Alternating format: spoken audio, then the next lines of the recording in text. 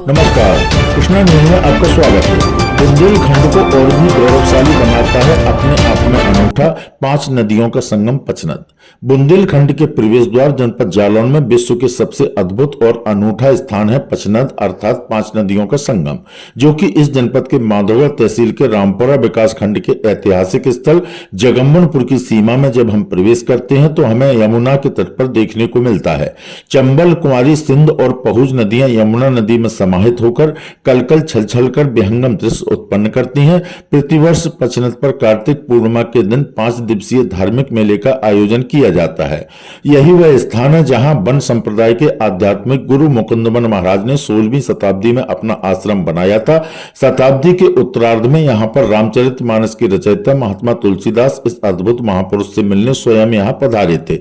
इस पचनद तीर्थ क्षेत्र में हर साल कार्तिक पूर्णिमा के लक्खी मेला में हमारे देश की सांस्कृतिक एकता के दर्शन होते हैं। पचनद के विषय में विभिन्न जानकार और इतिहास की किताबें बताती हैं कि पचनद जालौन जनपद में एक ऐसा स्थान है जो दुनिया भर में अनूठा है। यहाँ पर 5 नदियों चंबल, सिंध, कुंवारी, पहुज तथा यमुना का संगम होता है।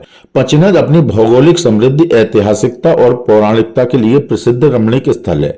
विभिन्न ग्रंथों व पुराणों में पचनद स्थल का वर्णन है, लेकिन दुर्गम वनों के बीच स्थित होने के कारण तथा सुगमता के अभाव में यह स्थान वह प्रसिद्ध नहीं पा पाया जो इसे मिलनी चाहिए थी।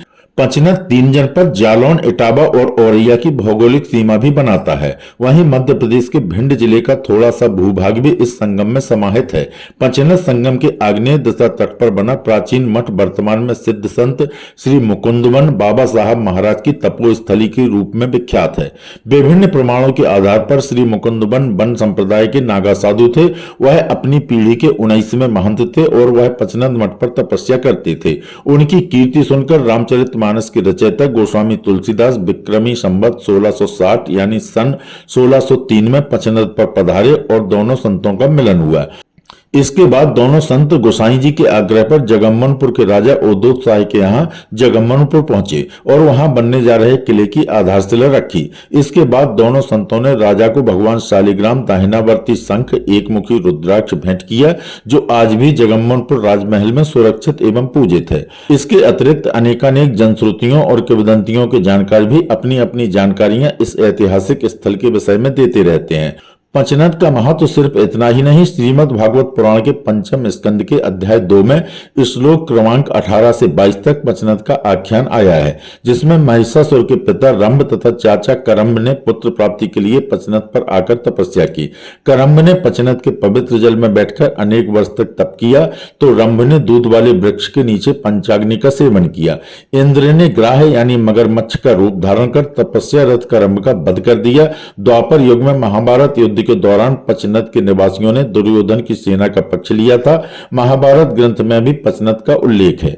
महाभारत वन पर्व में पचनद को तीर्थ क्षेत्र होने की मान्यता सिद्ध होती है। विष्णु पुराण में भी पचनद का विवरण मिलता है, जिसमें भगवान श्री कृष्ण के स्वर्गारोहण व द्वारका के समुद्र में डूब जाने के उपरांत अर्जुन द्वारा द्वारका वासियों को पचनद क्षेत्र में बसाए जाने का उल्लेख है। अन्य पुराणों एवं धर्म ग्रंथों से प्रमाणित होता है कि पचनद पर स्थित सिद्धाश्रम 1-2 हजार वर्ष पुराना नहीं अपितु वैदिक काल का तपोस्थल है। अथर्ववेद के रचयिता महर्षि अथर्वण ने पचनद के तट पर अथर्ववेद की रचना की। महर्षि अथर्वण वंश की पुत्री वाटिका के साथ भगवान श्री कृष्ण द्वैपायन व्यास जी का विवाह हुआ माना जाता है, जिनसे भगवान सुखदेव जी की उत्पत्ति हुई। कुरु राजा धृतराष्ट्र व गंगा पुत्र भीष्म की सहायता से कृष्ण द्वैपायन व्यास जी ने पचनद पर एक विराट यज्ञ एवं धर्मसभा का आयोजन किया था। महर्षि अथर्वण के काल से ही पचनद स्थित आश्रम पर आज भी वन संप्रदाय के ऋषि निवास करते हैं।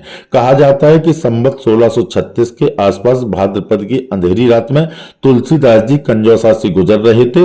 उस समय नदियों में पूरे उफान पर थी। आश्रम देख उन्होंने प्यासे होने की आवाज लगाई और पानी पिलाने का आग्रह किया। कहा जाता है कि तुलसीदास जी की आवाज सुनकर मुकुंदवन ने कमंडल में पानी लेकर यमुना की तेज धार पर चलना शुरू कर दिया और पानी पिलाकर गोस्वामी तुलसीदास जी को तृप्त कराया।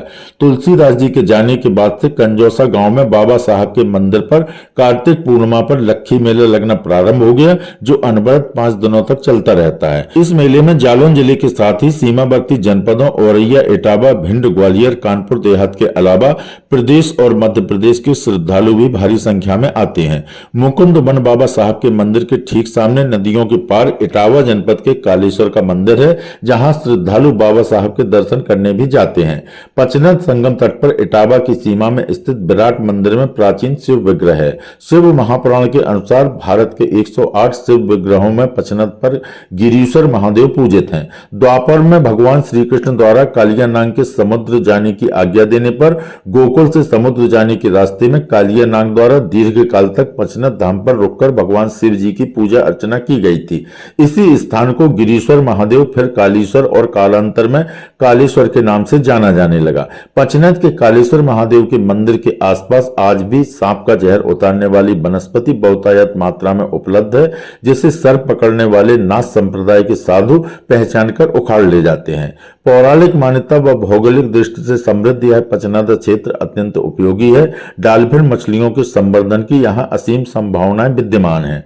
पचनद के सीमावर्ती गांवों जगम्मनपुर, गुढ़ा, चंदावली, भिटौरा, जूहीखा, ततारपुर, गूंज, हुसेपुरा, कंजौसा, बिठौली आदि गांव में महीने भर जश्न का माहौल रहता है। इस 5 नदियों के संगम क्षेत्र पचनद को यदि धार्मिक पर्यटन स्थल बनाया जाए तो बुंदेलखंड को और भी गौरवशाली बनाने में यह अनूठा पचनद क्षेत्र अत्यंत महत्वपूर्ण भूमिका निभा सकता है। कृष्णा न्यूज के लिए मनोज कुमार, सेवहरी की रिपोर्ट।